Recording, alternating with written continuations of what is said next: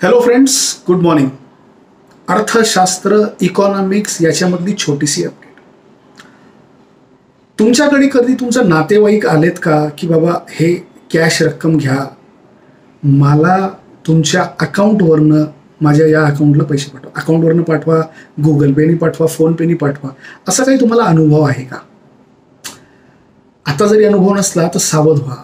हा actually black money to white money याचं कन्व्हर्जनचा प्रकार आहे. बरं, आजचा विषय तो नाही, आजचा विषय वेगळा आहे. म्यूल अकाउंट्स हा आजचा विषय. म्यूल अकाउंट्स म्हणजे नक्की काय? Mule bank accounts. Okay, mule bank accounts म्हणजे नक्की काय? म्यूल बँक अकाउंट्स म्हणजे असे अकाउंट ज्याचं अकाउंट हा दुसऱ्याच्या नावावर असतं आणि त्याला वापर हा तिसराच करतो इल्लिगल ॲक्टिव्हिटीजसाठी.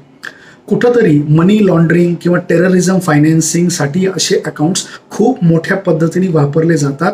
म्हणूनच या अकाउंट संबंधित reserve bank of India, ministry of finance, ministry of home affairs, NPCI या सगळ्यांची याच्यात डोकेदुखी वाढलेली आहे.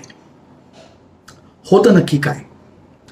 आजही भारतात डेली बेसिसवर बरं का 25,000 ते 30,000 केसेस रजिस्टर्ड होत आहेत की ज्यांचा अकाउंट इल्लिगली कुणीतरी वेगळं वापर करत आहे.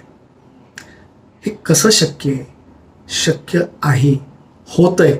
आणि डेली एवढे केसेस रजिस्टर्ड होत आहेत. त्याच्यात रिझर्व्ह बँक आणि त्यांच्या काही एंटिटीज आहेत, सायबर क्राईम जी डिपार्टमेंट आहे किंवा एक्सपर्ट्स आहेत, 300 ते 400 अकाउंट्स रोज आयडेंटिफाय होत आहेत. केसेस 25,000 ते 30,000 अकाउंट्स जे आयडेंटिफाय होतात, जिथून हा इल्लिगल पैसा बाहेर चाललाय, असे 300 ते 400 अकाउंट रोजचे आयडेंटिफाय होत आहेत. तुमचा अकाउंट त्याच्यात नाही ना, खबरदारी तुम्ही घ्यायची आहे. हा होतं कसा? आजही लोकांना आपल्या भारतात डिजिटल लिटरसी खूप कमी आहे. लोकांना फसवलं जातं, ऑनलाईन फसवलं जातं आणि हा पैसा या म्यूल अकाउंट्समध्ये घेतला जातो आणि हा पैसा वेगळ्या करन्सीमध्ये कन्वर्ट केला जातो. US करन्सी म्हणा, युरोपियन कंट्रीजच्या करन्सीमध्ये, येनमध्ये म्हणा, किंवा कुठल्याही कंट्रीजमध्ये कन्वर्ट केला जातो. व दुसरा प्रकार म्हणजे ह्या करन्सीला क्रिप्टो करन्सीमध्ये कन्वर्ट केलं जातं आणि ते देशाच्या बाहेर घेऊन जाले जातात. सायबर फ्रॉड मधला हा सगळ्यात रिस्कियर फ्रॉड असं मानला जातो. उद्या तुमच्याकडे जर एखादं प्रपोजल आलं की दादा तुझा अकाउंट वापरू दे, 1,00,000 2,00,000 रुपये ट्रान्सफर करतो आणि 5,000 रुपये तुला देतो, त्या 5-10,000 छोट्या पैशाच्या मोहात पडून स्वतःच्या अकाउंटला म्यूल अकाउंट म्हणून कन्वर्ट करून घेऊ नका म्हणजे झालं. याचा इकॉनॉमिक्सशी संबंध काय?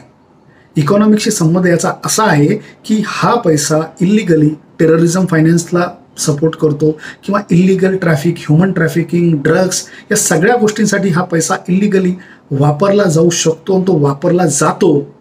हाच आपल्या देशाच्या इकॉनॉमीला खूप मोठा धक्का आहे. म्हणजे तो फक्त इकॉनॉमिक प्रॉब्लेम राहत नाही, तो सोशल प्रॉब्लेमही होतो. कुठंतरी आपण जाणीवपूर्वक या गोष्टींकडे दुर्लक्ष न करता याच्याबद्दल आपल्या फॅमिली मेंबर्सला, आपल्या पाल्यांना, आपल्या मित्रांना सावध केलं पाहिजे. कारण डेली बेसिसवर एवढे मोठे जर अकाउंट्स, म्यूल अकाउंट्स रिपोर्ट होत असतील, केसेस रिपोर्ट होत असतील, तर कुठेतरी ही धोक्याची घंटा आपल्यापर्यंत लांब राहणार नाही. कदाचित आपण त्याच्यात ऑलरेडी फसलेलो असू. असं काही घडलं असेल तर कृपया गव्हर्नमेंट ऑफ इंडियाच्या किंवा लोकल पोलीसच्या सायबर सेलला हा गुन्हा नोंदवा. आज इथंच थांबूया. व्हिडिओला लाईक करा, शेअर करा, सबस्क्राईब करा. हो, भेटत राहा. नमस्कार.